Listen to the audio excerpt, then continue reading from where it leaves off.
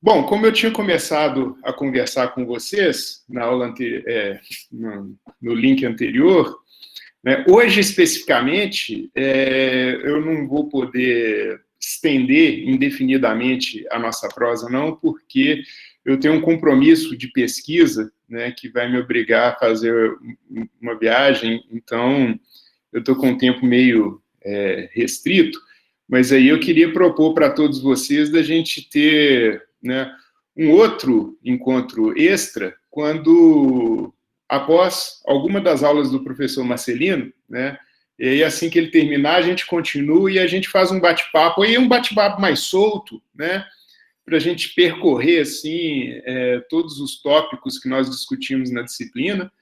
Obviamente, eu não consegui debater todos os assuntos nas aulas ao vivo, mas aí a gente fazer uma última, assim, mais uma extra, depois da aula do Marcelino, dando meio que um fechamento para a disciplina, né, abordando, assim, algumas questões que a gente não conseguiu tratar nas aulas ao vivo, né. Se vocês todos estiverem de acordo, acho que, né, podemos, mais para frente, pensar em uma última aula nossa, assim, para fazer o fechamento, né, dessa disciplina e para tentar cobrir todos os assuntos que, porventura, não foram abordados durante as nossas aulas síncronas aqui. Bom, a aula de hoje, ela é um assunto meio árido, assim, né, normalmente não é dos mais agradáveis, mas é absolutamente fundamental para se entender políticas públicas, né, que é de onde veio o dinheiro, de onde vem o dinheiro e para onde vai o dinheiro, né? Isso é absolutamente fundamental para a compreensão das políticas públicas e da política de forma mais geral, né? Então, a nossa aula de hoje vai girar um pouco em torno dessa questão do financiamento das políticas educacionais. Eu vou compartilhar aqui para vocês uma tela, né, que eu acho que, nesse assunto especificamente, vai ser importante vocês irem acompanhando visualmente o que eu estou querendo dizer. Vocês estão conseguindo enxergar aí, pessoal? Ainda não, né? E agora? Beleza, Aline, obrigado. Obrigado, Sueli. Bom, então vamos fazer uma prosa aqui mais ou menos rápida sobre o financiamento da política habitacional. Basicamente, o que eu vou trazer para vocês aqui são algumas definições recentíssimas que foram sancionadas esse ano com relação ao financiamento da educação e, mais especificamente, com relação ao Fundeb, né? O Fundeb, a partir de 2020, ele passou a ser uma política de Estado, né, e não uma política de governo. Na verdade, o Fundeb, né, a ideia de um fundo para a educação, ela já estava presente na Constituição de 1988, no campo das disposições transitórias, né, ou seja, tinha prazo para acabar. E já estava acabando, né, o Fundef, né, o Fundeb agora, né, ele terminaria esse ano, 31 de dezembro, o Fundeb terminaria, né, e isso colocaria em risco, né, o nosso já combalido sistema educacional brasileiro. Então, do ponto de vista de todos nós que somos profissionais da educação e militantes mesmo da causa educacional, a emenda constitucional que introduziu o Fundeb no texto constitucional, tornando esse fundo uma política de Estado, ela é bastante importante. Mas isso não significa que os problemas estão todos resolvidos, obviamente, né? Vários dos artigos que foram introduzidos, eles precisam de regulamentação posterior, né? Então, para entrarem efetivamente em vigor, precisa de uma legislação complementar, né? Então, a briga está só no começo. E não é só isso, gente. o fato do Fundeb agora ser constitucional não quer dizer que seja uma conquista eterna, né? Várias coisas já saíram da Constituição. E mesmo assim, e mesmo que ela continue sendo um elemento constitucional, podem acontecer algumas manobras que retirem dinheiro desse fundo, né? Por exemplo, existe, por parte do governo federal atual, discussões de se extinguir, né, as verbas carimbadas para a educação, né, as vinculações obrigatórias de orçamento público na educação. Então, sim, na minha leitura, na minha interpretação, o fato do Fundeb agora estar no texto constitucional é uma vitória, é um avanço para a educação, mas isso nem de longe quer dizer que o problema está resolvido ou que nós não precisamos mais nos preocupar com isso, né? A disputa de forças continua, a correlação de forças continua, então por isso que eu acho que é tão importante a gente compreender, mesmo que minimamente, esse sistema de financiamento da política educacional, para que, né, tenhamos consciência de como ele opera e para que possamos, né, lutar pela sua permanência e pela sua ampliação, né? Então, é um pouco sobre isso que eu gostaria de conversar com vocês hoje, né, o financiamento da política educacional. Bom, eu vou começar lendo, né, o artigo 212 da Constituição de 1988. O artigo 212 diz o seguinte: a União aplicará anualmente, nunca menos de 18, e os estados, o Distrito Federal e os municípios, 25% no mínimo da receita resultante de impostos, compreendida a proveniente de transferências na manutenção e desenvolvimento do ensino. Então, constitucionalmente, nós já tínhamos essa receita carimbada para a educação, né? A União deveria aplicar 18%, estados, Distrito Federal e os municípios 25% da receita resultante de impostos, hein, gente? Daqui a pouco eu vou explicar para vocês compreenderem um pouco melhor o que diz esse artigo. Claro que eu não vou entrar, né, no ciclo orçamentário, nem nenhuma definição muito complexa a respeito disso, mas só vou apontar para vocês que a arrecadação tributária do Estado, ela é composta por 3 elementos, né? Impostos, contribuições e taxas. Então, o artigo 112 da Constituição, ele se refere à renda resultante de impostos, ou seja, não inclui as contribuições e nem as taxas, né? Então, não é 18% no caso da União e nem 25% do caso dos estados e municípios, do montante total da arrecadação, né? É 18% e 25% da arrecadação de impostos, né, que já é um recorte dessa questão.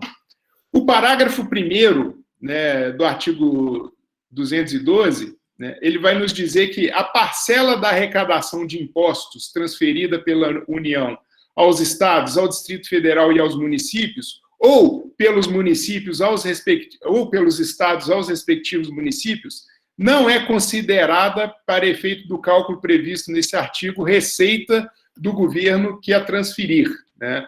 Ou seja, então, aquelas transferências do fundo do FPE, do FPM, né, do Fundo de Participação dos Estados e do Fundo de Participação dos Municípios, não entra no cômputo, né, desses 18% e 25%. Né? Então, esse artigo da Constituição, ele estabelece uma fonte de recursos perene para a educação. Mas, como eu disse para vocês, aqui tem meio que uma pegadinha, né?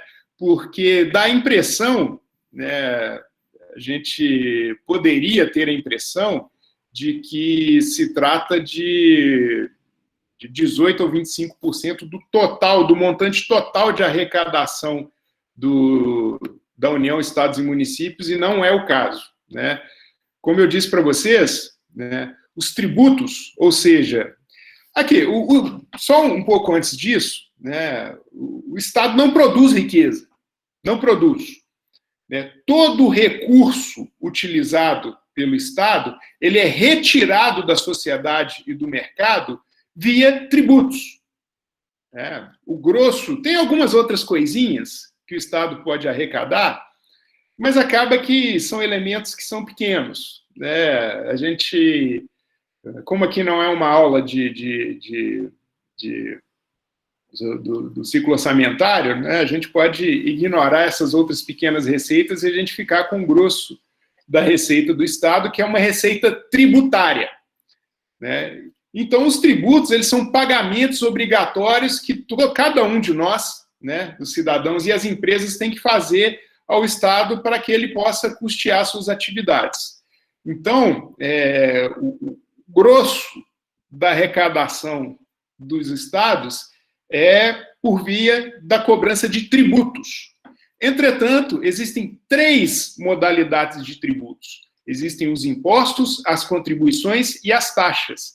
E aqui, o artigo 212 da Constituição, que eu mostrei para vocês anteriormente, ele se refere única e exclusivamente à arrecadação de impostos. Então, ele não diz respeito do conjunto da arrecadação do Estado brasileiro. Diz respeito única e exclusivamente a respeito dos recursos que são captados a partir de impostos. E aqui se faz necessário a gente discutir, mesmo que de uma forma mais genérica, a definição de cada um desses tributos. O que são impostos? Os impostos são um tributo compulsório, de cobrança geral, independente de qualquer atividade estatal. Ou seja, os estados cobram impostos de maneira geral e não tem uma vinculação, um destino pré-determinado. Então, não obstante existirem algumas obrigatoriedades legais, os impostos são arrecadados e os governos vão gastar esse dinheiro da forma que julgarem necessários. E aí vai ser com salário, vai ser com aposentadoria, obra, construir hospital, o que seja. Então, os impostos, todos os impostos arrecadados, eles não têm um destino pré-determinado. Então, num certo sentido, o Estado pode usar esses recursos na área que achar melhor. Muito embora, como eu disse para vocês, existem alguns parâmetros. Por exemplo, na aula de hoje mesmo eu comentei estádio, sim, pode gastar inclusive com estádio. Pode sim. Como eu comentei com vocês, existe, por exemplo, o Fundo de Participação dos Estados e o Fundo de Participação dos Municípios, que são transferências obrigatórias que a União e os estados têm que fazer. Então, não, rachadinha não pode, Edmilson. Pode fazer com um monte de coisa, com rachadinha não pode, não. Esse está no campo da ilegalidade. Mas estádio pode. Estádio está no campo da legalidade. Então, existem alguns elementos legais que compulsoriamente atribuem algumas destinações para os impostos. Mas, de forma geral, é um dinheiro que entra e os governos podem usar da maneira como acharem mais conveniente. Então, como eu disse para vocês, como não tem um destino pré-estabelecido, esse dinheirinho que a gente paga todo mês de imposto de renda, toda vez que a gente olha o nosso contra-cheque e vê aquela mordida, todo início de ano, o IPTU, se bem que em Diamantino o IPTU é mais no meio do ano, pelo menos isso, mas enfim. O IPTU, o IPVA, o imposto de renda, que é essa tributação mais direta, todo esse dinheiro ele vai para o Caixa Único, vai compor o Tesouro Nacional, ou estadual, ou municipal, e os governos vão poder utilizar isso pagando salário, investindo em obra, enfim. Então, o imposto é um tipo de tributo cuja sua utilização é mais livre. Essa é a grande diferença. Os impostos, eles podem ser eventualmente compartilhados, como é o caso do FPE e o FPM, que eu disse para vocês. Não são todos os impostos que são partilhados, né? E aí o sistema tributário brasileiro, coleguinhas, ele é muito complexo, né? Não é tão simples assim a gente desmembrar esse cipoal que é o sistema tributário brasileiro. Mas alguns impostos federais, eles são distribuíveis, né, partilháveis, alguns outros não, a mesma coisa acontece com os estaduais, mas, assim, em termos de definição, o imposto é isso, né, ele não tem, a princípio, uma destinação líquida e certa, uma destinação obrigatória. Por outro lado, né, o segundo tipo de tributo que nós temos são as contribuições. As contribuições são um tipo de tributo cuja verba arrecadada tem um destino certo, né? E essa contribuição não é partilhada entre os entes da federação. Existem N tipos de contribuições. E a principal característica da contribuição é justamente o fato dela não ser partilhada, pelo menos não obrigatoriamente. Por isso, toda vez que se fala em aumento de carga tributária, não se criam novos impostos. Por quê? Porque os impostos, necessariamente, eles têm que ser compartilhados. Normalmente, quando se cria uma nova tributação, é uma contribuição. A CPMF, né? O famoso imposto do cheque, que está aí no horizonte para voltar com outro nome, né, de contribuição sobre movimentação financeira, sobre movimentação do e-commerce, enfim, essas ideias que estão circulando aí, todas elas são contribuições, né? A classificação delas é de contribuição. Então, elas não são partilháveis. Por isso que toda vez que a União quer criar um novo tributo, normalmente o que se cria são contribuições, né? Porque não tem que gastar, não tem que dividir com estados e municípios. A CID é um tipo de contribuição, são N as contribuições. E uma característica, né, as duas principais características das contribuições é que elas não são partilhadas, e duas, elas são arrecadadas para fins específicos. Então, o dinheiro que o Estado arrecada por meio de contribuições, o gasto está pré-estabelecido, né? Então, por exemplo, CEFEM, né, que é a contribuição sobre o impacto ambiental das minerações. O CEFEM, quando bate na conta da prefeitura, a prefeitura não pode gastar com o que ela quiser. Existem elementos pré-determinados de como as prefeituras podem gastar o dinheiro da CEFEM, né? Então, essa é a característica das contribuições. Elas não são, a princípio, né, não são partilhadas e elas têm um fim específico. No nosso caso aqui da educação, a contribuição que existe é a do salário educação. É cobrado uma alíquota de 2,5% sobre a folha de pagamento das empresas, né? E esse recurso é exclusivamente voltado para a educação. Então, a educação, a contribuição que existe especificamente para a educação é o do salário educação, que representa uma alíquota de 2,5% sobre a folha de pagamento das empresas. Mas não é a única contribuição que é utilizada pela educação, né? A contribuição de financiamento da Seguridade Social, o COFINS, também uma beiradinha do COFINS vai para a educação, e o Fundo de Amparo do Trabalhador, o FAT, também uma beiradinha dele vai para o financiamento da educação. Então, do ponto de vista dos impostos, né, os impostos, eles são, por definição, compartilháveis e eles não têm fins específicos. As contribuições, em geral, não são partilhadas e têm fins específicos. A legislação vai dizer exatamente como esse dinheiro pode ser gasto, né? Então, isso são as contribuições. Falar um pouco desse tipo de contribuição que é do nosso interesse aqui, que são os recursos da contribuição, nesse caso, alguns políticos... Não, peraí que eu perdi o comentário aqui, só um minutinho. Perdi o comentário aqui, galera, deixa eu só voltar lá. Mas, nesse caso, alguns políticos fazem as pedaladas para manobrar essas verbas. As verbas da contribuição, na verdade, a questão da pedalada foi, né, foi uma questão mais... acaba que foi uma manobra contábil, assim, mas, diante de tudo que a gente está vivendo agora, parece até um problema menor, né? Um negócio meio estranho, né? Um presidente cair por causa disso e, nos tempos atuais, bom, enfim, essas coisas todas que a gente está vendo que está acontecendo. Manobras podem acontecer, Kelly? Pode, né? Porque, como eu disse para vocês, o sistema tributário é um cipoal, é um negócio extremamente complexo, né? E pouca gente entende, né? Então, pode ser que aconteça alguma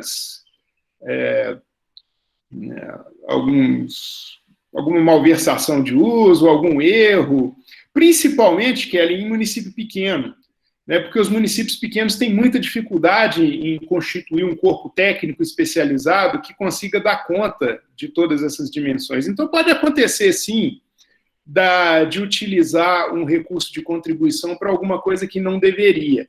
Mas aí eu te digo, Kelly, que no Brasil cada vez mais tem se fortalecido o que alguns autores chamam de sistema U, né, TCU, AGU, CGU, ou seja, um sistema de controle muito... O próprio Ministério Público, né, um sistema de controle muito duro, né, com relação aos administradores, né. Então, pode acontecer desvio, sim, né, óbvio que não é totalmente fora da realidade, mas existe um sistema razoavelmente operante para tentar conter essas coisas. Aline, cipoal. Traçado emaranhado, tá definindo aqui. Contribuição, impostos partilháveis, sem fins específicos, tá, isso. Aqui no município teve pedalada. Eu não duvido não, sabe, Kelly? Não duvido não. Né?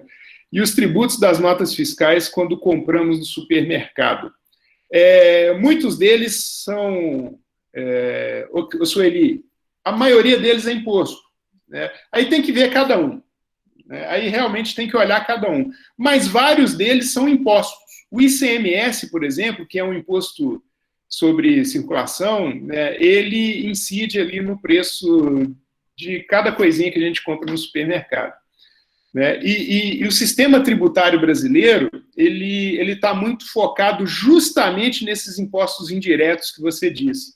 Então faz com que o nosso sistema tributário seja brutalmente regressivo. Né? O que isso significa? Significa que pobres pagam muito mais impostos do que ricos. Né? Então, Sueli, no caso, tem que olhar, né?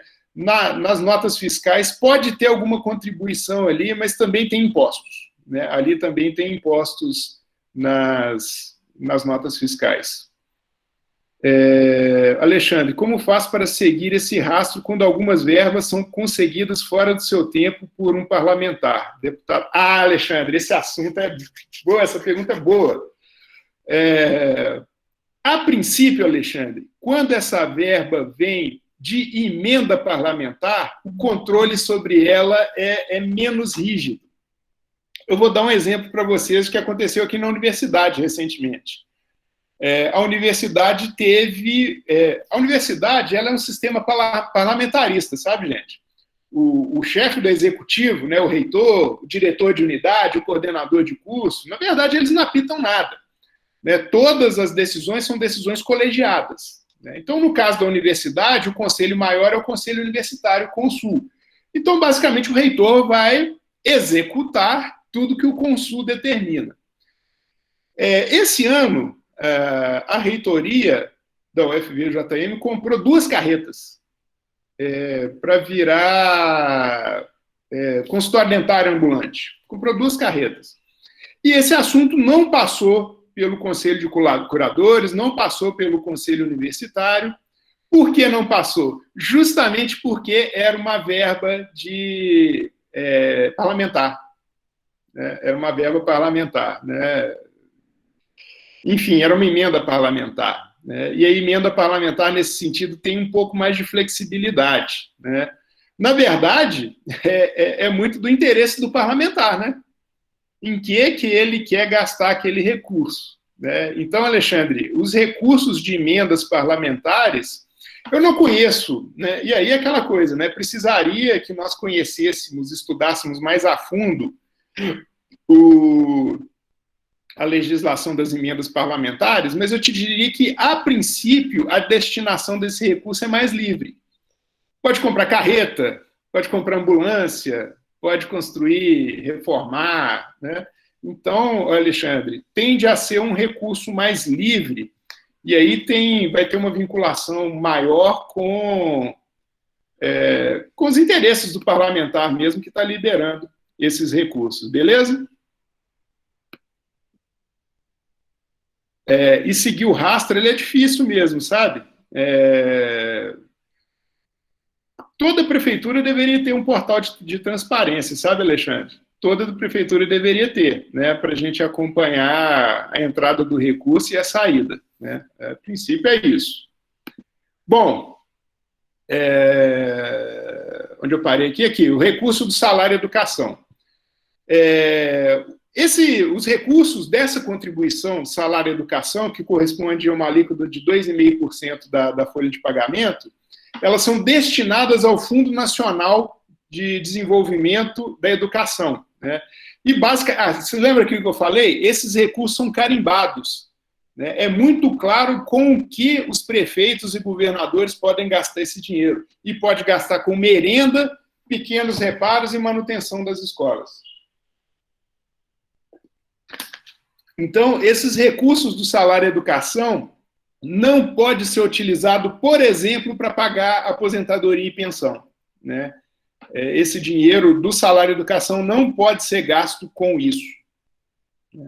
E as cotas estaduais e municipais da arrecadação da contribuição social do salário educação serão distribuídas proporcionalmente ao número de alunos matriculados na educação básica nas respectivas redes públicas de ensino. O que significa isso? Desse montante arrecadado por essa contribuição chamada salário educação, isso vai ser dividido proporcionalmente ao número de alunos matriculados na educação básica nas respectivas redes públicas de ensino. Então, vai fazer um levantamento, uma estatística de quantos alunos matriculados na educação básica, e o repasse desse dinheiro vai ser de acordo com essa estatística, né? De acordo com o número de matriculados na educação básica nas respectivas redes públicas de ensino, né? É mais ou menos assim que funciona o salário educação. E aí, de modo geral, sobre as contribuições sociais, elas não fazem parte da vinculação dos percentuais mínimos para desenvolvimento, para manutenção e desenvolvimento do ensino. Ou seja, elas são excluídas do orçamento geral. Então, as contribuições, elas não contam naquele 18% e 25%. Né? Elas são uma complementação, uma renda extra da educação. Compõe uma outra rubrica, por assim dizer. Né? E o último tributo aqui, que compõe o total da tributação dos estados, são as taxas.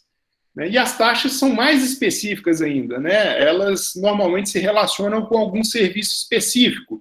A taxa de lixo, taxa de iluminação pública, né? As taxas normalmente elas têm a ver com alguma prestação de serviço, taxa de esgoto. Então, né, normalmente é isso. Então, do total da arrecadação, voltando aqui, do total da arrecadação tributária, nós temos impostos, nós temos contribuições e nós temos taxas. O artigo 212 da Constituição, que estabelece um mínimo de 18% e de 25% para a União e de 25% para estados e municípios, diz respeito única e exclusivamente à arrecadação de impostos. Ok, galera? Ficou muito embolado? Então, basicamente, em linhas muito gerais, esse é a composição da arrecadação tributária e o que cabe à educação, a gente vai ver, além do salário e educação, a gente vai ver um pouco mais para frente. Posso sim, Rodrigo? Posso fazer sim. Eu deixo lá para vocês. Então, vamos lá. Próximo. Aqui é só para vocês terem um pouco uma ideia, né, da quantidade. Aqui, obviamente, não estão todos, né, todos os tributos. Aqui estão só alguns. Normalmente, os impostos vêm com o nome de imposto na frente, né? O imposto de renda de pessoa física é aquele que é abatido nos nossos contra-cheques aí todo mês. O imposto de renda de pessoa jurídica, né? Imposto sobre produtos industrializados, o imposto o IOF, né? Sobre operações financeiras, imposto de importação, exportação. Esse aqui é interessante, não sei se vocês sabiam, né? Quando no ambiente urbano, o imposto territorial ele é municipal, ou seja, os prefeitos arrecadam, as prefeituras arrecadam. Mas quando é propriedade territorial rural, quem arrecada é a União. Vocês sabiam disso? Eu nunca consegui entender exatamente por quê, né? Mas talvez a explicação seja da dificuldade que os prefeitos teriam de cobrar impostos dos grandes latifundiários, né? Talvez a ideia de que a União, como está mais longe, teria mais facilidade de cobrar, né? Não sei exatamente por que, não. Mas... Professor, sim, pode falar? eu acho que o gerenciamento de terras também, de latifundiário, rural, é feito pela União também. O banco de dados deles é um trabalho da União. Talvez possa ter uma relação também. Eu concordo. Acho que provavelmente. Ô, professor. Sim, pode falar. Você está falando isso daí, né? É engraçado. O Juiz de Fora, o ano retrasado, passou pela atualização do plano diretor, e uma das estratégias justamente que foi, e você falou isso na última aula aí, que eu fui entendendo, né? E também lá antes, conversando com umas pessoas, né? E que eu fui sistematizando. A prefeitura teve justamente essa estratégia de expandir a malha urbana, de promover uma re-regionalização da cidade, para incorporar áreas que antes eram rurais, mesmo sem infraestrutura urbana, né, para arrecadação de PTU. Só que essa coisa, né, para pegar áreas que até então não tinha essa cobrança, né, e aqui em Juiz de Fora tem nas suas bordas tem muito essa coisa dos granjeamentos e tal, então uma estratégia até mesmo de arrecadação. Sim. Muito claro que, assim, rolou até um incômodo, porque tem toda aquela questão da regionalização e a Zona Norte, que hoje, né, foi chamada de região noroeste, né, aí ficou aquela coisa, não, mas aqui é tradicionalmente, culturalmente chamada de Zona Norte, né, aí expandiu e colocou como região noroeste, assim. Mas, assim, toda uma estratégia política por trás e que não foi nem discutida, né, foi muito por conta, né, assim, contatos dentro da prefeitura, né, por conta dessa lógica mesmo de aumento da arrecadação de imposto. Sim, O que às vezes o prefeito tem que prestar atenção é que aumentar a arrecadação, normalmente você vai ter que aumentar a responsabilidade de gasto também, né? Mas, em geral, como eles não ligam para isso, acaba que não faz tanta diferença, né? Saúl, eu morava em um município do litoral onde os impostos de alguns resorts 5 estrelas iam para a União. Porque, olha, na zona litoral, Saúl, é aquela coisa que eu falei, né? O sistema tributário ele é bem complexo. Mas você tem uma faixa de... O pessoal da geografia, todos vocês, né, certamente sabem disso melhor que eu, existe uma faixa ali do litoral que ela é terreno da União. Ela não é nem que é cobrança de impostos da União, não. Ela é da União, né? Tanto nos rios quanto no mar, você tem uma faixa de domínio ali que ela é da União, né? Então... em geral, esse pessoal não é nem dono. Esses grandes resorts, galera, esse pessoal que privatiza praia, que fecha praia, que fecha cachoeira, eles não são nem donos daquilo, cara. É uma apropriação, é um roubo do patrimônio coletivo, né? O que o grande capital faz nessas áreas, né? De praia, de cachoeira, né? Enfim, né? É da União, Satira. No caso das praias, a Marinha que vai ter a responsabilidade de tomar conta, né? Mas é da União. É uma faixa ali de domínio da União. Então, esses grandes resorts, em geral, nem são donos. Aliás, são donos da benfeitoria, né? Mas não são donos do terreno, do espaço. Então, aqui, outras contribuições, a CID. A CID tem a ver com combustível, né? Salvo engano. O PIS, COFINS, contribuição sobre lucro líquido, né? Então, aqui são os principais tributos, né? Entre eles, os impostos e contribuições. Os dos estados são esses aqui, né? O imposto sobre circulação de mercadorias e serviços, que é um imposto indireto, né? O imposto sobre a propriedade de veículos automotores e o PVA, que é um imposto direto, né? E o imposto sobre transmissão de causa-mortes e doação, que é o ITCMD, que tem uma alíquota bem pequenininha. E dos principais tributos municipais, nós temos aqui o imposto sobre serviços. Em alguns lugares chama imposto sobre serviços de qualquer natureza, ISSQN, né, em várias prefeituras. O imposto predial territorial urbano, que é o IPTU, o imposto sobre transmissão de bens imóveis, ITBI, né, que é basicamente os principais tributos municipais. Por que isso aqui é importante, galera? Porque lá embaixo a gente vai ver que a composição da Fundeb tem a ver com isso. A composição da Fundeb tem a ver com esses tributos aqui que são estaduais e municipais, federais, estaduais e municipais. Né, por isso que eu achei importante, né, mostrar rapidamente quais são os principais tributos de cada nível de governo. Bom, só para fechar um pouco essa introdução ao sistema tributário brasileiro, eu queria comentar uma coisa para vocês, para que vocês consigam entender melhor por que é tão importante a participação da União no financiamento das políticas públicas de estados e municípios. É absolutamente fundamental. Por quê? Porque a arrecadação tributária no Brasil está extremamente concentrada na União. Então, se a União tirar o corpo fora, né, como o atual governo sinalizou que queria tirar o corpo fora no Fundeb, por exemplo, isso vai ser um completo desastre para a educação brasileira, né, se o governo federal passar ou diminuir ou mesmo extinguir os repasses. Né?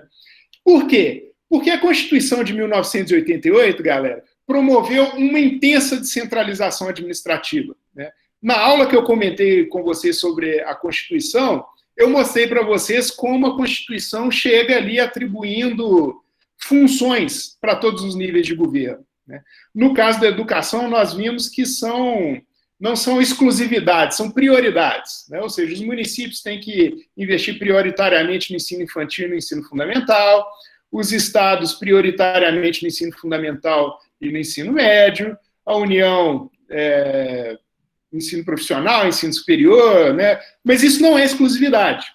Os estados podem ter escola infantil, fundamental, médio e superior, né? Minas tem isso, tem a UENG, São Paulo tem 2 grandes universidades estaduais, não é que é exclusividade. Mas existem algumas prioridades. Então, a Constituição ela estabelece muitas funções para estados e principalmente para os municípios. A partir de 1988, os municípios começaram a ter várias responsabilidades no que tange à execução de políticas públicas. Só se, por um lado, a Constituição descentralizou as políticas públicas, o sistema tributário brasileiro continua muito concentrado. Né? Dos 5 principais impostos que são arrecadados no Brasil e que correspondem mais ou menos a 70% da arrecadação total, a maioria deles é da União. Por exemplo, o ICMS arrecada muito, né? Porque o ICMS é cobrado em cada estado, então é um tributo que arrecada muito, ele é estadual. Mas a contribuição sobre a Previdência é um tributo, é uma contribuição federal, o imposto de renda é um tributo federal, o COFINS, FGTS, né, a contribuição sobre o lucro líquido, né, o SCLL. Então, vocês percebam, dos tributos que mais arrecadam, a maioria deles é da União. Né? Então, se a União não participar, é uma quebradeira geral. Os municípios, os estados, e principalmente os municípios, não terão como dar conta das suas responsabilidades, né?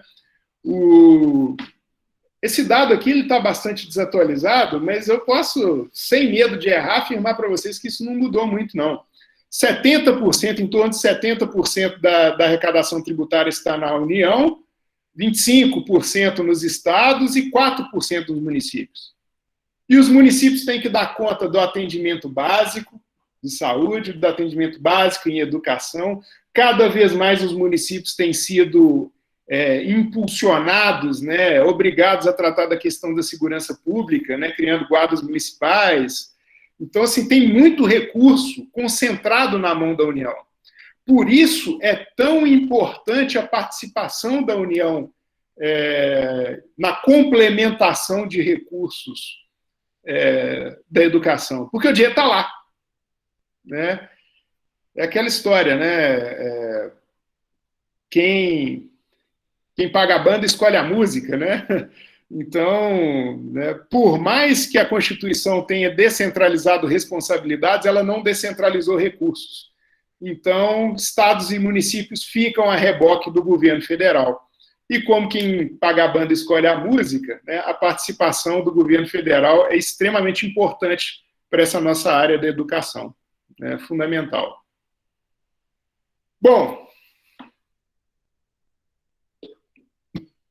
feita essa introdução mais geral sobre o sistema tributário brasileiro,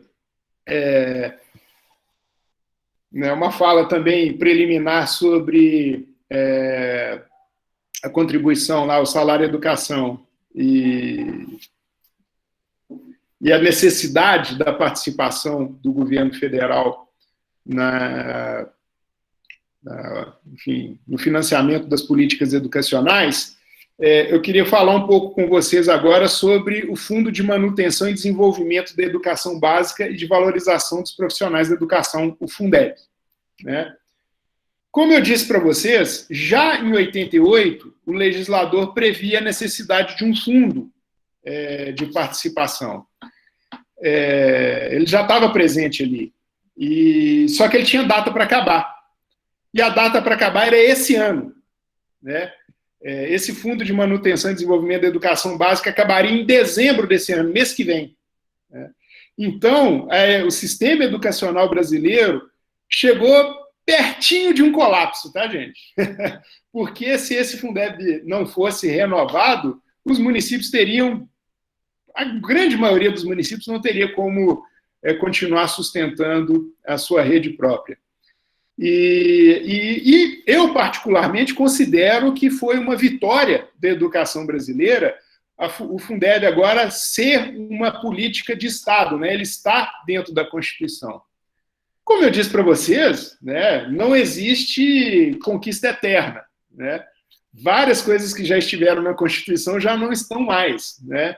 E esse fundo, gente, ele pode ser desidratado mesmo estando na Constituição. O fato de estar lá, eu particularmente considero como um avanço, como uma vitória, mas não quer dizer que a gente pode ficar deitado em berço esplêndido, não. Tem que prestar atenção em todas as movimentações nesse sentido. Mas eu particularmente acho que foi um avanço. Ele é um avanço gradativo, né? Isso eu sempre falo nas aulas de políticas públicas, né, sejam elas quais forem. É muito importante a gente sacar o processo histórico de desenvolvimento de uma ideia. Porque como vocês vão... não sei se vocês chegaram a assistir o vídeo que eu coloquei lá sobre financiamento, né? É um vídeo que foi produzido pelo pessoal do Gestrado, lá da FAI, da UFMG. No chat do link passado, alguém aí comentou que conhece o pessoal do Gestrado, né? E comentou comigo, comentou que eu estou utilizando aqui na aula, né?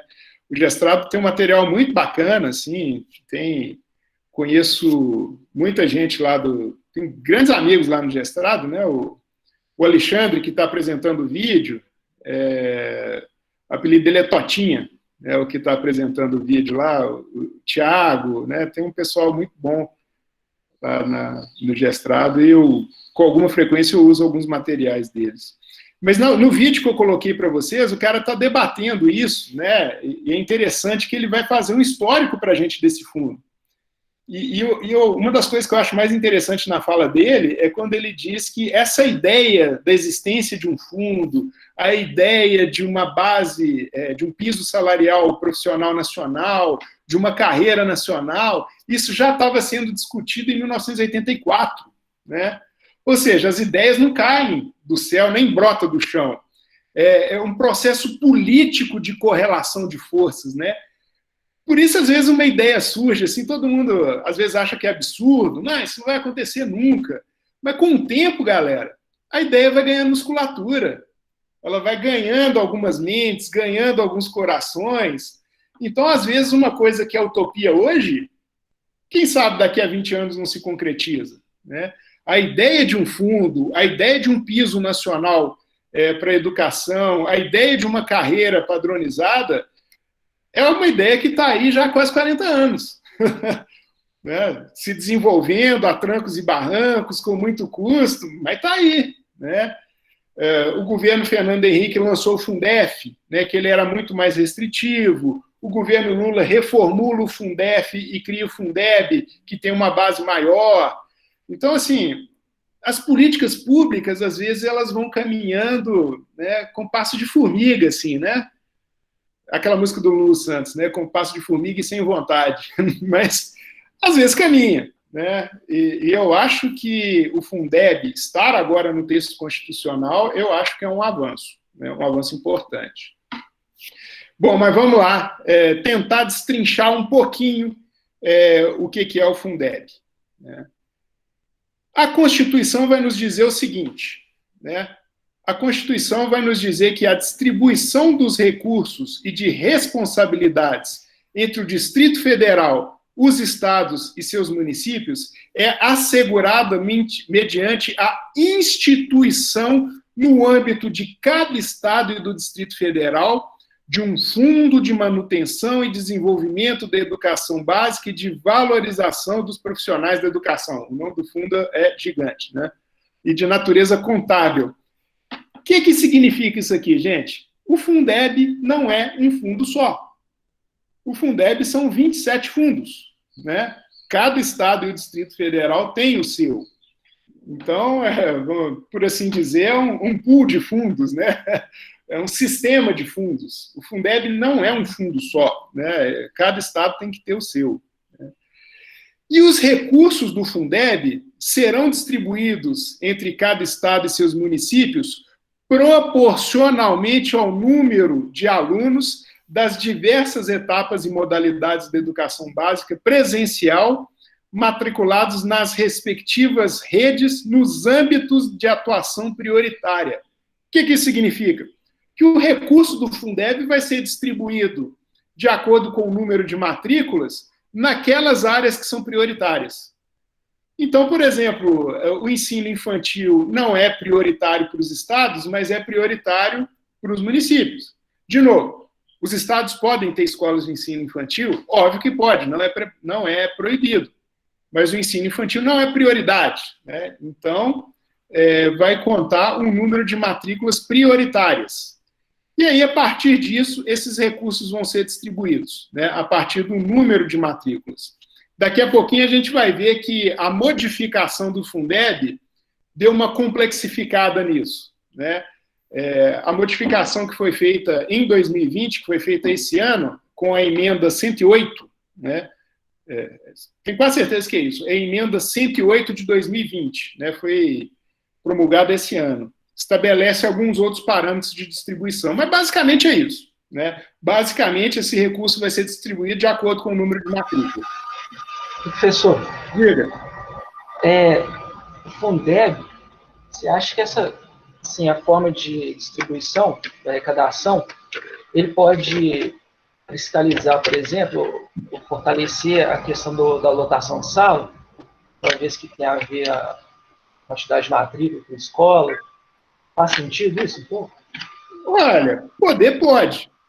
Nós precisaríamos de dados empíricos, né? A gente levantar os dados empíricos. Assim, e como a gente viu na aula passada, uma das metas do PNE é a universalização do ensino fundamental, então existem outras pressões também em cima dos prefeitos para superlotar as salas, né? Então, é uma hipótese, sim, Rodrigo, é uma hipótese. Eu não tenho dados assim para dizer se isso está acontecendo ou não. Vocês podem dizer isso muito melhor que eu, né? Como é que está essa questão da superlotação nas salas de aula. É uma hipótese, eu não tenho como afirmar, né, asseverar que isso é verdade, né? Mas, enfim, é uma hipótese consistente. Isso pode acontecer, sim. Bom, então, de acordo com as matrículas, né, a Constituição ela também vai dizer que a existência do fundo não desobriga estados e municípios e o Distrito Federal da aplicação daquele mínimo constitucional de 25%. O que é isso? A existência do Fundeb não quer dizer que estados e municípios estão desobrigados a gastar, a empregar 25% da sua arrecadação em impostos com educação. Uma coisa não elimina a outra, né? As duas coisas são complementares, né? Bom, então, como eu disse para você, o Fundeb não é um fundo único, né? Ele é um pool de fundos, né? Cada estado tem o seu. Esses fundos estaduais, eles distribuem anual e automaticamente os recursos vinculados à educação entre as redes de ensino, né, estadual e municipais, de novo, de acordo com as matrículas presenciais de cada uma delas, conforme a sua atuação prioritária, como eu disse. E aqui vem um ponto importantíssimo, galera. A União complementa esses recursos estaduais dos estados mais pobres, né? A complementação de recursos por parte da União vai considerar a disponibilidade fiscal de cada rede, né? Não sei se ficou muito confuso, mas a ideia é a seguinte: cada estado tem o seu Fundeb, tem o seu fundo, né? A União vai complementar os recursos dos fundos dos estados mais deficitários, né? Qual é o critério que a União vai usar para fazer isso? Disponibilidade fiscal de cada rede de ensino, né? Na próxima página, talvez isso fique mais claro para vocês, né? Então, voltando ao ponto, cada estado tem o seu fundo.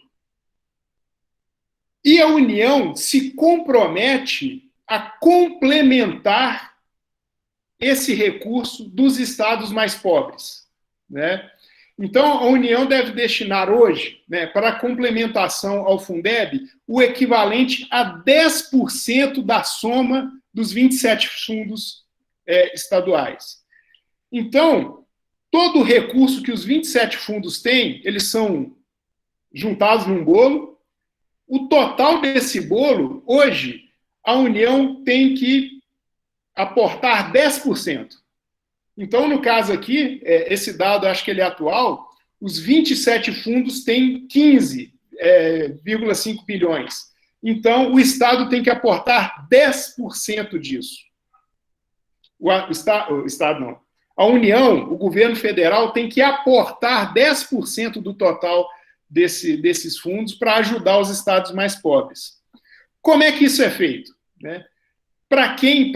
Quais estados vão receber esse dinheiro e quais estados não vão receber?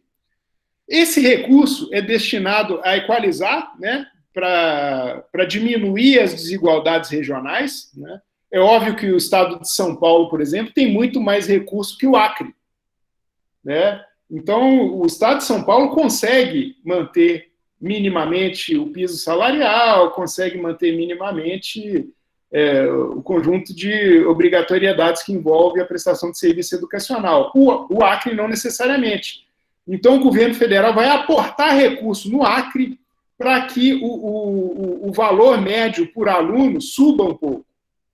Conseguiram entender? É essa a ideia, né? O governo federal ele tem a obrigação de aportar recursos por dinheiro para os estados mais pobres para dar uma equalizada, né, nos fundos estaduais de forma geral. Então, essa equalização, né, o Fundeb vai utilizar um negócio que chama VAAF, né, que é os valores do aluno por ano, os valores médios de aluno por ano. Né? Você tem um parâmetro federal, né, de quanto se deve gastar com um aluno por ano. O valor é baixo, tá, gente? Eu acabei não colocando aqui, mas se eu não estiver enganado, o valor é de 300 e alguma coisa, menos de R$400. Acho que é isso. Peraí. Bom, não lembro. Esqueci agora. Eu realmente esqueci. Mas... Professor, oi? eu acho que o valor anual é uns 3 mil e poucos reais por aluno. É isso, aqui multiplica. 400 é por mês, salvo engano. É isso, por isso que eu estava em dúvida aqui. Você tem um parâmetro federal de um gasto médio por aluno. Aí vai olhar cada fundo, se tem isso, vai olhar o número de matrículas de cada fundo e vai olhar o que cada fundo tem de recurso. Os estados que não conseguem alcançar esse parâmetro, essa complementação de 10% é utilizado para isso. Né? Então, os fundos estaduais, essa complementação, ela é voltada para os estados mais pobres. Né? Em 2019, né, o professor lá do vídeo que eu passei para vocês, ele estabeleceu, ele nos conta que em 2019, 10 estados receberam essa complementação. Né? Do universo de 27 é um número grande, né? Então, daí dá para ver que uma parte significativa dos estados eles não estão conseguindo, os fundos não conseguem cobrir os gastos, o gasto mínimo anual por aluno. Né? Eu acho que um outro avanço também importante que nós tivemos vamos dizer assim, nesse período de tempo aí, período de tempo não, nesse ano, né? Que é a emenda 108 de 2020, é que estabeleceu que essa complementação, que hoje é de 10%, ela vai passar a ser de 23% em 2026. Olha, sim, se não tiver nenhum golpe e nenhuma facada aí nesse intervalo de tempo, é uma mudança significativa. Foi doado para muita gente, e a banana vai ser doada também. Agora, eu vou ter que preencher aquelas fichas individualmente, tudo, como se eu tivesse doado para as famílias. E vou ter que assinar. Tipo assim, vou ter que falsificar uma assinatura ali. Seu áudio está aberto. Vamos compartilhar aqui dos problemas financeiros da galera. Pode ser divã também, é tranquilo. Na aula passada teve briga de casal, vocês lembram? É ótimo esse negócio. Bom, vamos lá. Assim, oi? Professor, só te interromper rapidinho. Depois, se você tiver um tempo aí na aula, você pode explicar esse conceito de pool de fundos, o significado dele no geral, assim? Tá, beleza, tranquilo. Espera aí, galera. Vamos lá, vamos voltar aqui. Então, vamos lá. Eu não sei a opinião de vocês, mas, para mim, esses dois elementos, eles são muito importantes. Né? O fato do Fundo da Educação ter saído das disposições transitórias, que aí teria um tempo para acabar, e o tempo para acabar ia ser esse ano. O fato de ter saído das disposições transitórias e ter entrado no corpo do texto da Constituição, para mim, foi um avanço. E, para mim, também foi um avanço esse aumento gradativo da complementação da União de 10% para 23% da soma dos fundos estaduais. Ou seja, vai ser um pulo de 15,5 bilhões hoje para 36 bilhões. Né? Então, eu acho que foi um avanço significativo do ponto de vista de financiamento da educação, né? Esse aumento gradativo de 10% para 23% na complementação dos fundos. E a partir de 2023, né, a distribuição desses 23% aqui vai ser feita da seguinte forma, né? 10% seguindo o critério atual, que é esse aqui do valor aluno por ano, né, destinado aos estados mais pobres. O que é isso aqui? É aquilo que eu acabei de dizer. Você tem um parâmetro de quanto se deve gastar por com um aluno por ano, Os estados que não conseguem atingir isso, o governo federal faz um aporte de recursos para que o fundo consiga dar conta desse valor mínimo anual por cada aluno. Então, 10% desse recurso vai ser para isso. 10,5% eles vão ser distribuídos às redes de ensino, independente do estado, né? Que vai ser 10,5% a partir de um valor do aluno que não vai única e exclusivamente se ater, por exemplo, o primeiro critério, né, que é o dos 10% mais pobres, ele considera única e exclusivamente as receitas vinculadas à educação fora o Fundeb, né? E esse novo método ele é mais equitativo, né, no sentido de que vai entrar nessa conta aí toda a arrecadação do município ou do estado do estado, no caso, né, que se reverte para a educação. Então, essa distribuição dos 23% ela vai ser mais equitativa, né? Não vai ser uma conta simples ali de quanto o Fundeb tem, porque o 10% o que o Fundeb tem? Quanto de recurso cada fundo estadual tem? X. Minas Gerais, X. O Fundeb de Minas Gerais tem X de recursos. Esse X de recursos é compatível com o parâmetro internacional, com o parâmetro nacional? Se sim, ok, não tem complementação. Se for abaixo, tem complementação. Entenderam? É só Fundeb. Esse VAAF é só Fundeb.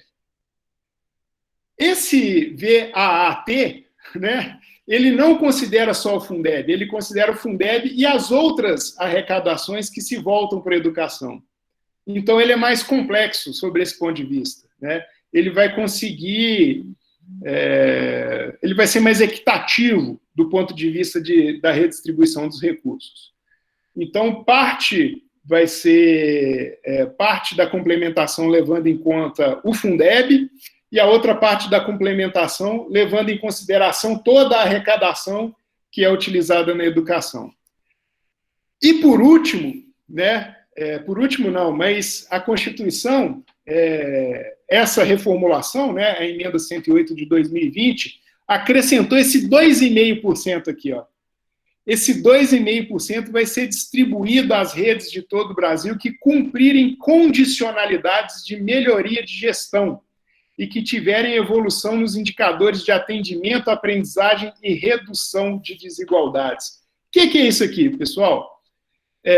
A cada dia que passa, uma concepção vem ganhando mais espaço na gestão pública brasileira, uma concepção ligada ao gerencialismo, né? A toda uma dimensão de tentar igualar o setor público ao setor privado, de prestar atenção em dimensões de eficiência, eficácia e efetividade. Então, tem todo um incentivo por parte do governo federal para que estados e municípios profissionalizem a sua gestão, né?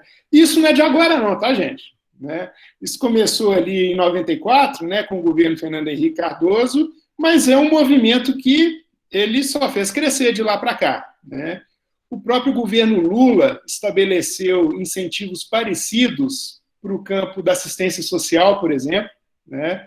Boa parte da profissionalização da assistência social nos municípios, ela se deve a um incentivo parecido que foi dado no MDS à época, né?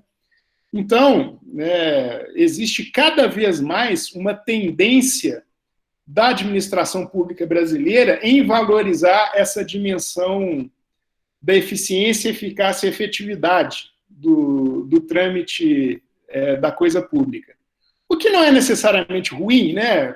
Eu só acho que a gente não pode misturar as lógicas, né?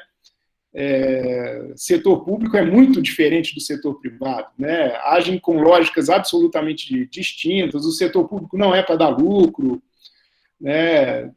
Assim, enfim, eu não sou nem de longe um entusiasta de de um processo de privatização, muito antes, pelo contrário. Eu tenho severas críticas às empresas privadas às quais eu utilizo serviço, internet, telefone, né? Não estou nada satisfeito com esses serviços, né? De forma alguma é isso que eu estou defendendo.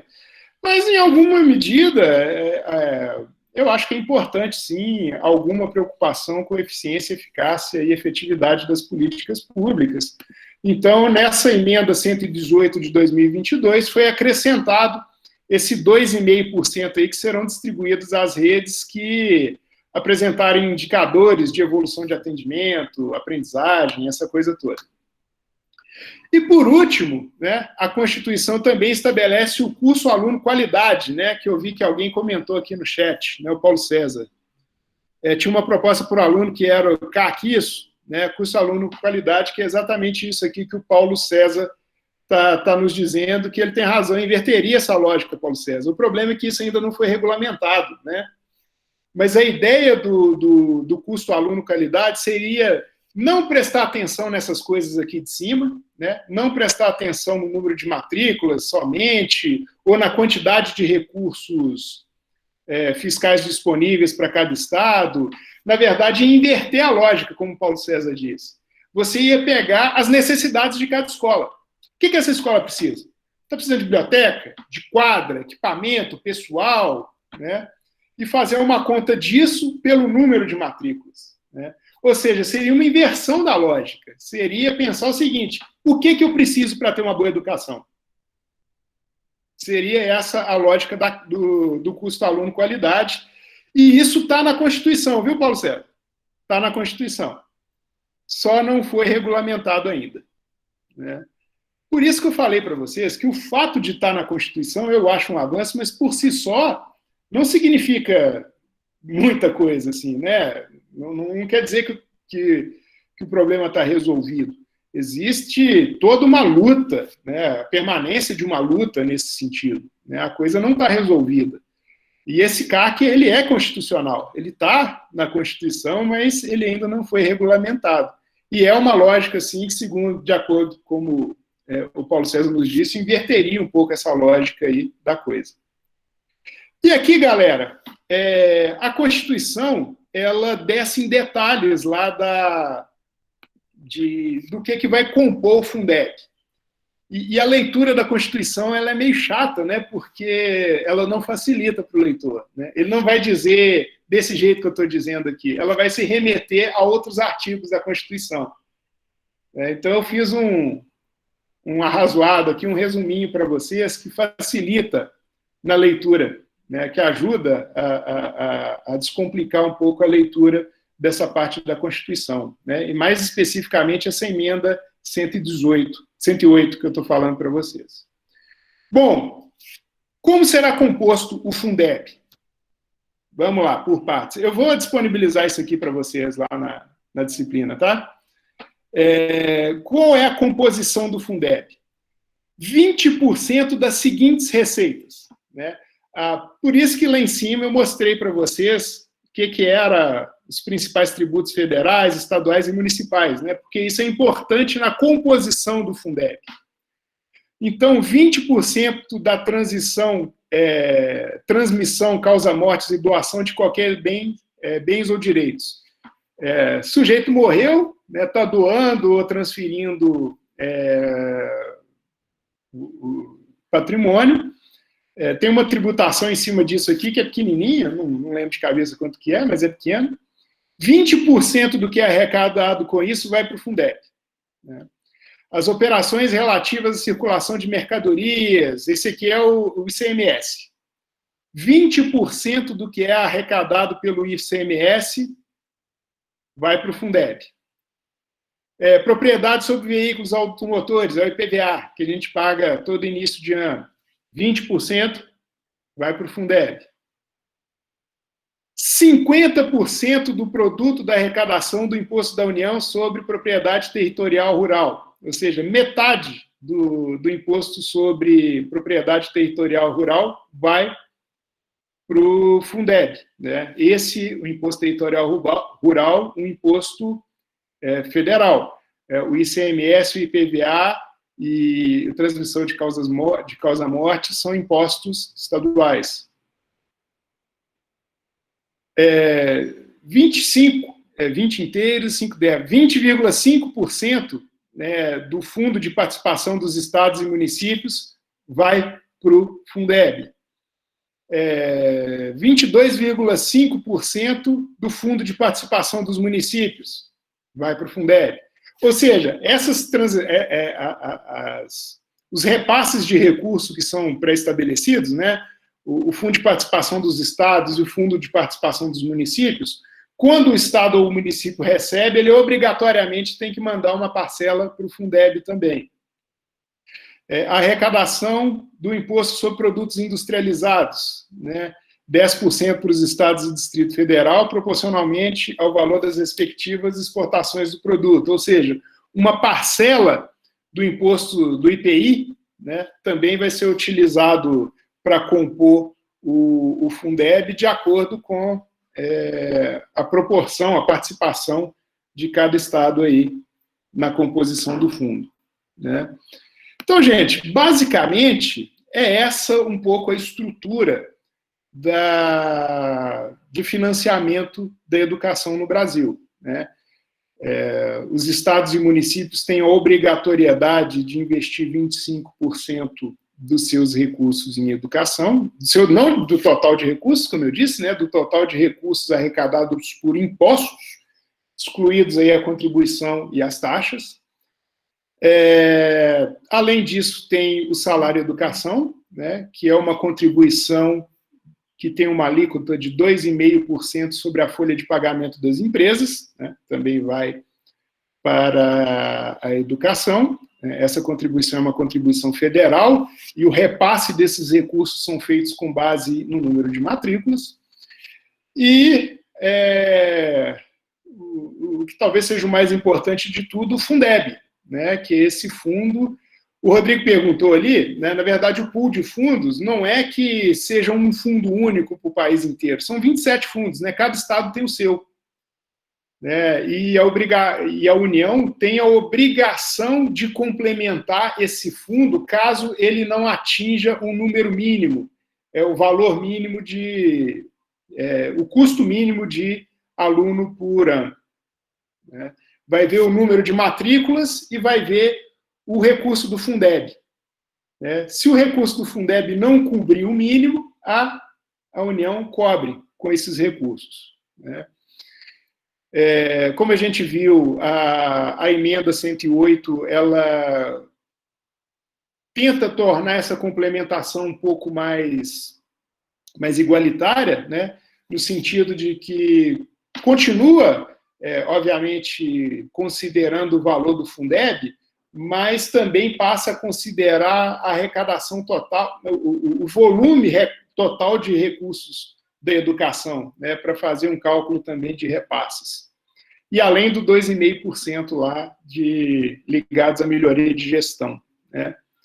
E, infelizmente, nós não conseguimos avançar muito com relação ao CAC, né, que seria uma inversão de prioridades nesse sentido, né, uma inversão de prioridades no sentido de não partir única e exclusivamente do número de matrículas, mas partir das necessidades objetivas de cada escola, né, de cada unidade. Deixa eu ver os comentários aqui. O Albert, para quem tiver interesse, esse podcast aqui complementa a explicação sobre o Fundeb, é bem explicativo. Só tem que tomar cuidado um pouco com a narrativa. É sempre importante tomar cuidado com as narrativas, né, Albert? A leitura tem uma indução de uma perspectiva mais liberal, né? Olha, gente, apesar de eu achar um avanço essa emenda 108, ela também, em alguns momentos, tem uma pegada liberal, né? Enfim, acho importante isso. Pessoal, vou te pedir um minutinho só para vocês, que tem alguém tocando interfone aqui. Um minutinho só, tá? Enquanto isso, vocês vão tomando uma água aí, rapidinho, já volto.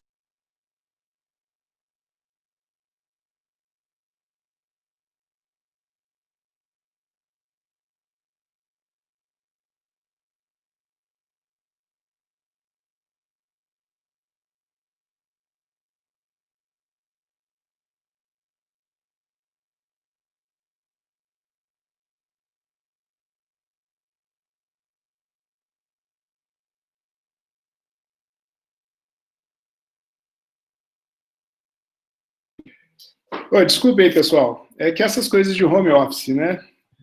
A minha geladeira está com defeito, né? Ela não está fechando direito. Isso está fazendo com que minha conta de luz atinja níveis estratosféricos, né? Então, o cara da manutenção da geladeira está aqui. Então, se vocês começarem a ouvir conversas paralelas aí falando de geladeira, é porque tem um cara aqui para consertar minha geladeira. Então, basicamente é isso, galera, que eu queria conversar com vocês, né? Alba, obrigado, eu vou dar uma olhada nesse podcast aqui, vou até copiá-lo aqui, para dar uma olhada no podcast. Aquela entrevista lá que eu deixei para vocês também está bem interessante sobre esse aspecto, tá? Com o pessoal do Gestrado lá, eu aconselho que vocês vejam também, até porque, de uma perspectiva mais histórica, o cara dá uns apontamentos bem interessantes para a gente lá. Bom, acho que é isso, né? Vocês queriam comentar alguma coisa, né, assim, sobre esse sistema todo? Estou aberto aí para a gente fazer um debate agora. Sou atleticano, Aline, assim, e como todo atleticano, fundamentalista, né? Eu e Marcelino, essa é a nossa melhor qualidade, inclusive. Galo! Galo! Olha, Aline, não é pré-requisito não, mas eu estou articulando aqui com o Marcelino passar a ser, né? Inclusive, nota e presença vai começar, igual uniforme de escola antigamente, né? Para entrar nessa sala aqui agora tem que estar uniformizado, com camisa do Galo. Olha que lindo. Essa é retrô ainda, sem patrocínio. Deixa eu ver aqui os comentários. Chega na Constituição... isso aí, Paulo. Chegar na Constituição é uma luta, permanecer é outra luta quase tão grande quanto. É um labirinto, Rodrigo. É aquilo que eu falei, assim, o sistema tributário brasileiro ele é muito difícil de ser compreendido, ele é labiríntico mesmo. Eu trouxe para vocês aqui os apontamentos da Constituição. Eu peguei a Constituição lá e dei uma destrinchada nela aqui para vocês, que basicamente é o que regulamenta, né, o Fundeb, em especial a modificação que teve esse ano, né, a emenda 208. Espero que tenha podido contribuir mesmo. Chegar na Constituição, sim, é uma luta. Não recordo nenhuma disciplina da graduação que tratava dessas fontes de custeio da educação na universidade. Sim, gente, é aquilo que eu falei lá na outra página, né? Claro que nós podemos ter uma luta ideológica, isso é importante, nos posicionar de acordo com valores, mas nós não podemos deixar de lado, em momento algum, o faz-me rir, né? Porque senão não dá para implementar política nenhuma. É fundamental saber de onde vêm os recursos, quanto é esse recurso e para onde ele vai. Isso é fundamental para o debate de qualquer política pública, né? Deixa eu ver aqui mais. Acho que acabou, né? Tá, de comentário... tem um do Marcelino aqui, deixa eu ver. É o Marcelino. Marcelino, você que é um profissional da área, né, surgiu esse assunto aí dos resorts, dos mega resorts que em beirada da praia. Você quer contribuir para a gente aí? Então, Deus, é o seguinte, cara, pela normativa de, acho que 2018, eu até coloquei aí, você tem diversos, é muito complicado, né, essa coisa da união, né, são diversas definições, diversas paisagens que podem ser consideradas, né, mas também há a possibilidade, viu, da regularização. Então, quando a gente fala do resort, né, ele é possível de ser regularizado, né? O problema é quando a gente fala do resort comparado à pequena pousada, né? às vezes está no mesmo espaço, o resort consegue, a pequena pousada não. E também a gente tem que pensar que essa normativa, ela veio, cara, e que está funcionando, viu, assim, para minha surpresa, né? Diversas construções na faixa litorânea, que algumas podem ser consideradas de 15 metros, outras de 200 metros, vai depender da fisiografia, elas estão sendo derrubadas. Isso aconteceu na região perto de Cabo Frio, ali, Búzios, região de Búzios aconteceu na região, no litoral de Santa Catarina, aconteceu, para minha surpresa, né, no Lago Paranoá, né, mas, ao mesmo tempo, nessa normativa, ela libera também uma série de coisas que passa a ser extremamente impactante, como a ocupação de lagos de hidrelétricas, né, que é algo extremamente complicado, porque assim, vai ser mais um conflito gerado às pessoas que foram retiradas desse espaço, né, que vão ser julgadas mais uma vez para trás. Assim. Eu até coloquei a normativa aí, para vocês darem uma lida, porque realmente assim, ela não é fácil de entender, cara. Ela não é fácil de entender, né, mas assim, até o governo passado estava rolando bem. Esse agora eu não posso dar palpite, não. Né? Mas eu sei que assim, depois vocês dão uma lida nisso aí, quem vai ficar na hidrogeografia depois, a gente pode até mais para frente discutir essa questão aí, depois comunga com o resto da turma. Marcelino, eu não sabia que tinha essa possibilidade de regularização dentro da faixa de domínio, mas assim, você fechar a praia, pode? Não é fechar a praia. Não é fechar a praia. O que acontece? O resort pode estar na faixa de domínio, né? Ele vai construir, mas a praia não tem que ser fechada. E aí, David, assim, eu vou ser muito sincero com você. Eu conheço, isso é muito mais lenda do que efetividade. O cerceamento completo. O que acontece é o cerceamento econômico, social, o constrangimento, né, das pessoas utilizarem essa faixa, sacou? Né, como acontece hoje no Rio de Janeiro com a Barra, né, e a galera vai lá como é que é o nome daquele lago lá que tem lá no... Nem lembro mais. Esqueci o nome do rio. Alguém falou aí, eu acho, o Maicon, acho que não sei se ele lembrou do nome, mas tem que segurou a galera na periferia, entendeu?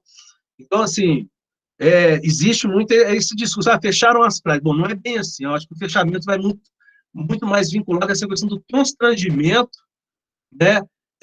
Tanto que algumas praias também, como exemplo, eu posso dar aqui, a Praia do Engenho, né, que é uma praia ela é muito pequena, mas ao mesmo tempo ela é muito famosa. Para quem conhece o litoral sul de São Paulo, né, ela fica perto de São Sebastião. Essa praia foi toda, o cerceamento, para vocês verem, não foi da praia, foi que as construções fecharam o acesso à praia. Se você viesse de barco, você chegava. Mas chegou o caso, por exemplo, dessa normativa de se colocar afastamentos de muros, que houvessem corredores para essa praia.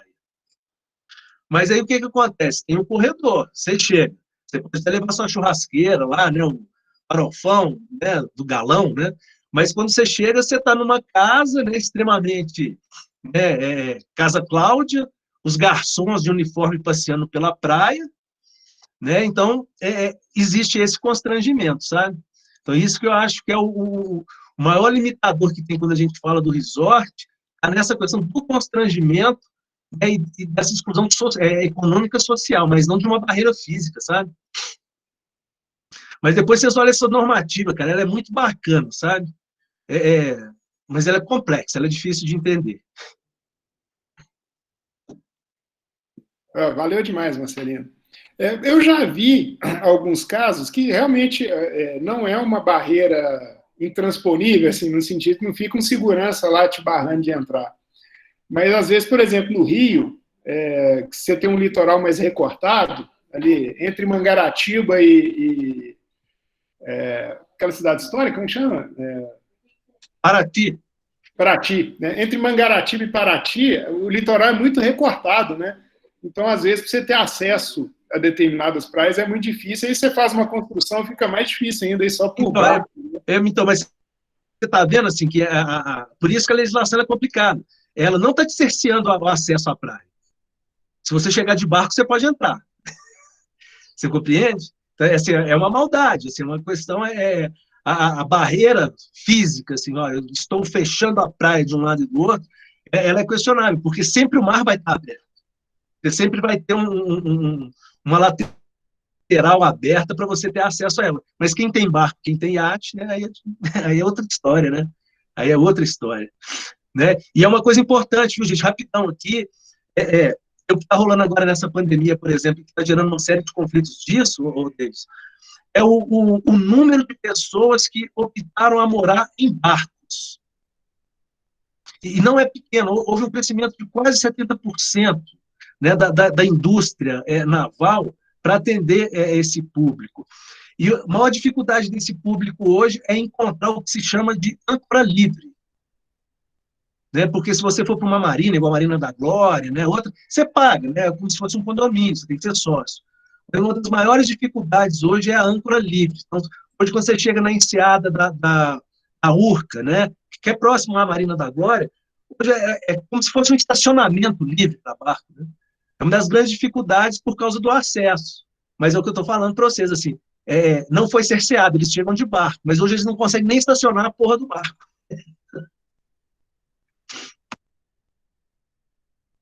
Valeu demais a contribuição, Marcelino. Sempre bom ter um especialista no assunto, né? Especialista não, que eu gosto de ir para a praia fazer milanesa, fazer churrasco. Tá certo.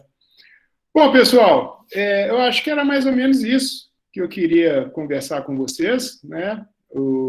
A contribuição do salário educação, a obrigatoriedade de repasse de 18% da União e 25% dos estados e municípios da receita de impostos, e o Fundeb. Né? Basicamente, é esse o universo de financiamento das políticas públicas educacionais no Brasil.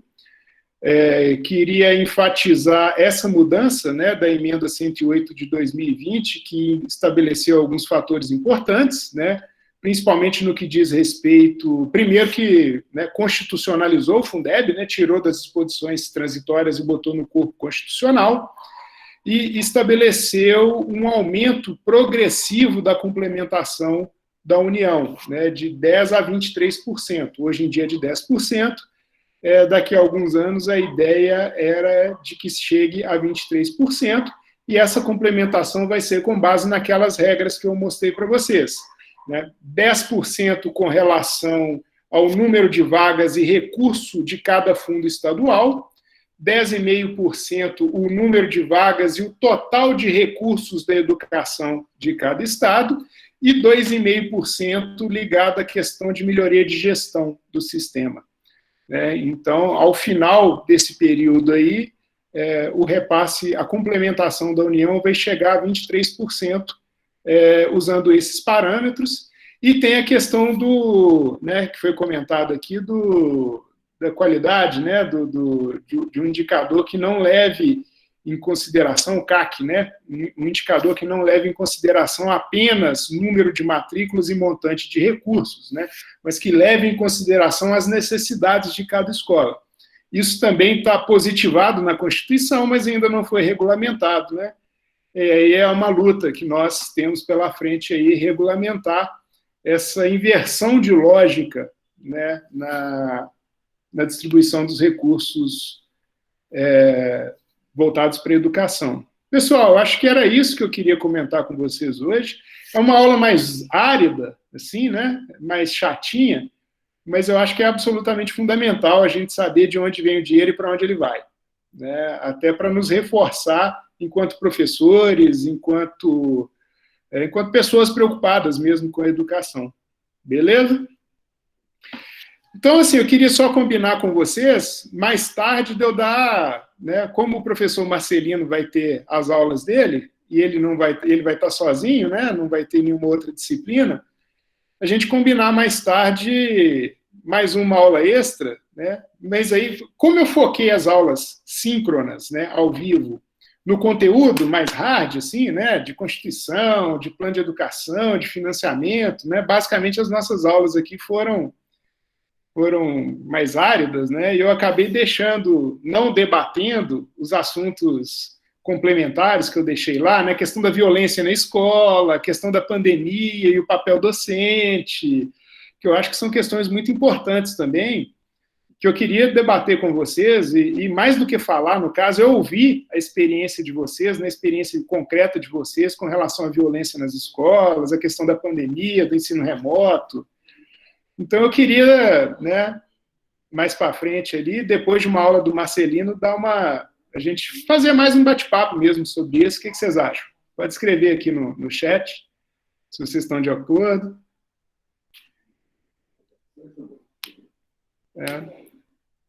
Não, beleza.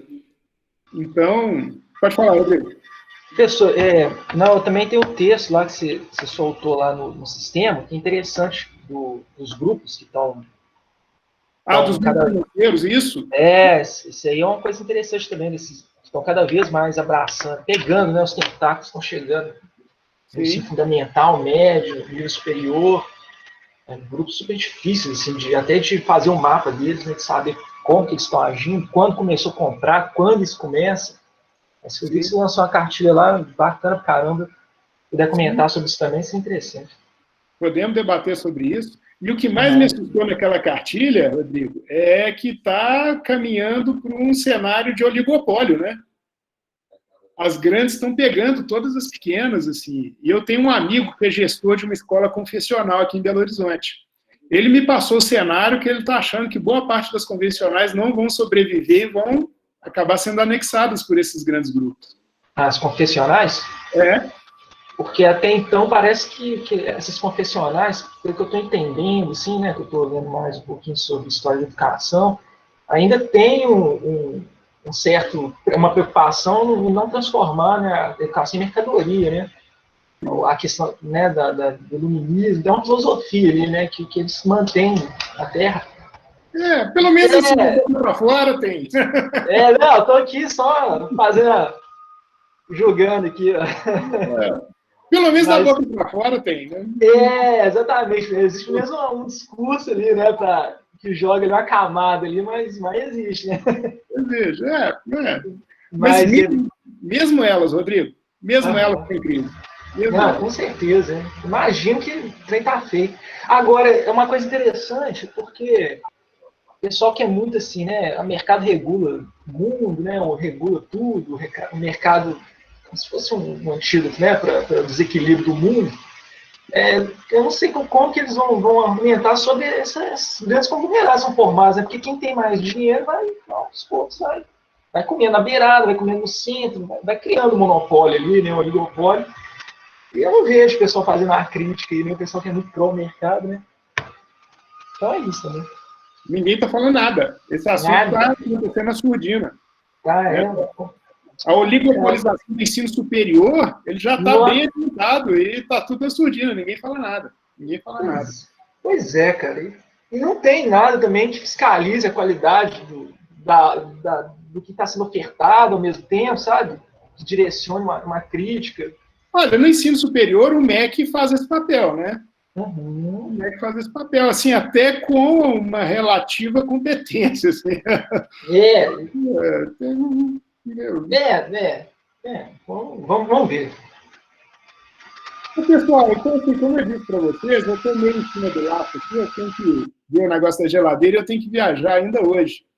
Então, depois, né, a maioria aqui acho que se posicionou favoravelmente, aí depois, um dia que o Marcelino for dar aula, a gente complementa, a gente fecha a nossa disciplina, mas assim, com um bate-papo mais livre, né, para falar dessa questão da oligopolização da educação, para falar sobre a questão da violência nas escolas, que eu queria ouvir vocês, a questão da pandemia, que eu também quero ouvir vocês. Acho que aí, com esse bate-papo, a gente fecha a nossa disciplina, pode ser?